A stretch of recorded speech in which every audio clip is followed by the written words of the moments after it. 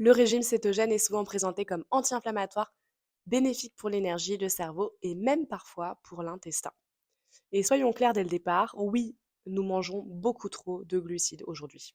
Et oui, réduire les sucres et les glucides va permettre de stabiliser la glycémie et va être très bénéfique. Mais le régime cétogène strict est autre chose qu'une simple réduction des glucides. Aujourd'hui, je vais t'expliquer pourquoi. Dans le contexte Mickey, le keto strict n'est pas la meilleure stratégie de réparation intestinale et peut même être déconseillé. Il est très important de faire une distinction, réduire les excès de glucides, réduire les sucres rapides, réduire les pics glycémiques. C'est bénéfique dans beaucoup de situations, dans toutes les situations même. Mais le régime cétogène, ce n'est pas juste manger moins de glucides. C'est aussi forcer un changement de carburant principal, maintenir une cétose métabolique, limiter fortement les glucides sur la durée. C'est une contrainte physiologique réelle, pas une simple optimisation alimentaire. Beaucoup de personnes rapportent une amélioration initiale avec le keto. Pourquoi? La glycémie est plus stable, il y a moins de fermentation intestinale, parfois moins de ballonnement, une sensation d'énergie plus plate. Mais cette amélioration repose souvent sur un mécanisme précis. Le corps entre en adaptation forcée. Il change de carburant. Il va compenser et s'adapter. Et le corps humain est très fort pour cela. Mais s'adapter, ça ne veut pas dire non plus réparer. Et on oublie souvent une chose essentielle. La muqueuse intestinale a des besoins métaboliques spécifiques. Certaines cellules intestinales utilisent préférentiellement le glucose et les acides gras à chaîne courte comme le butyrate. Le glucose n'est pas l'ennemi, c'est un carburant physiologique quand il est apporté correctement. Donc supprimer durablement les glucides peut perturber la réparation de la muqueuse, l'équilibre hormonal et la réponse aussi au stress. Encore une fois, calmer des symptômes ne veut pas dire réparer un tissu. Et dans la pratique, le régime cétogène repose souvent sur une forte consommation de graisse, beaucoup de fromage et de produits laitiers, et une consommation élevée de viande rouge. Chez une personne avec Mickey, cela peut poser problème à plusieurs niveaux. Au niveau des graisses, une charge biliaire importante, des acides biliaires parfois pro-inflammatoires, une muqueuse déjà fragilisée.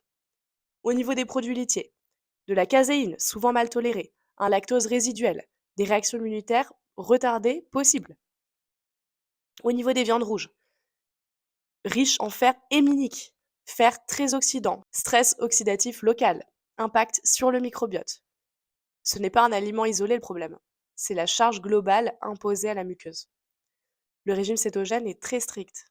Chez beaucoup de personnes atteintes de Mickey, cette rigidité peut aussi entretenir la peur de mal faire, une vigilance permanente, de la tension du système nerveux.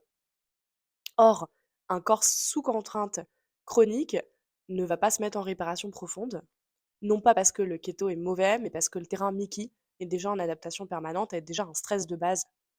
Donc, ajouter une contrainte de plus ne va pas aider le corps à lâcher. Le régime keto peut être intéressant comme outil ponctuel, phase transitoire, inspiration pour réduire les excès glucidiques. Mais pour les Mickey, dans une logique de réparation durable, il va être trop contraignant, trop chargé pour la muqueuse, pas assez souple biologiquement. La réparation intestinale demande de la sécurité, de la souplesse et une adaptation intelligente, pas une contrainte prolongée. Le problème, c'est pas le glucose, le problème, ça va être l'instabilité métabolique. Et réduire les excès, oui. Sortir du sucre, du tout sucre, oui. Il va falloir réduire le sucre. Il y a trop de glucides.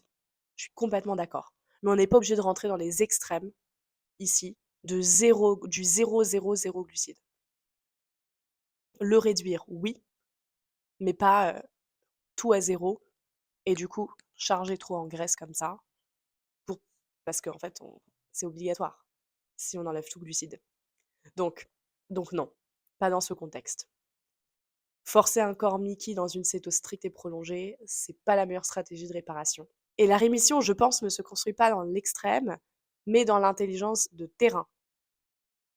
Et il faut se charger du terrain. Donc oui, réduire les glucides, réduire la charge glucidique, c'est une très très grosse piste, mais pas un régime keto au sens strict. Voilà ce que je pense. Je vous laisse, si vous êtes atteint de rectocolite hémorragique ou de Crohn, n'hésitez pas surtout à rejoindre le groupe, le cercle Elpidas gratuit. Rejoignez ce groupe privé, vous aurez d'autres informations et surtout c'est gratuit, donc allez-y, n'hésitez pas. Je vous mets le lien, en biographie sous cette vidéo.